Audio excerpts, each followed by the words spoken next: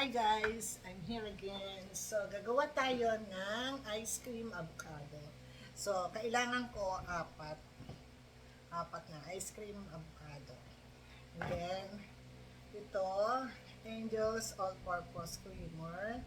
Tsaka All-Purpose Creamer din. Dalawa dapat. And then, isang condensed milk. Alaska condensed milk. So, kailangan i-blend natin. So, kailangan i-blend dyan.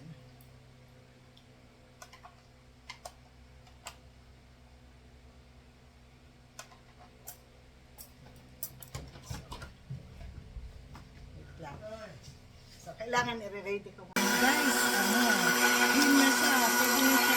Kailangan ganito yung sa ice cream. Medyo malapot na siya. Mas cream na siya. Gawin natin ito.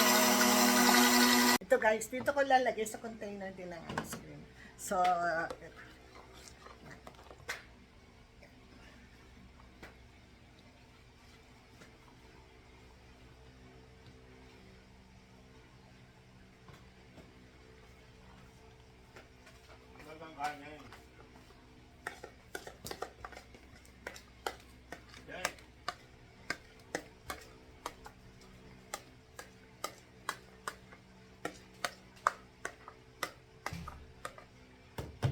hindi lalagyan natin ng peanut sa ibabaw.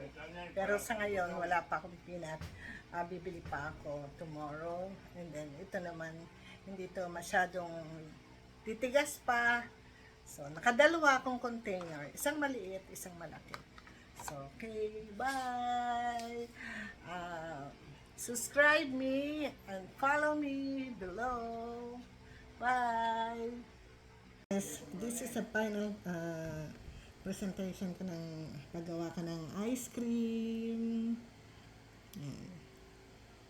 Nice.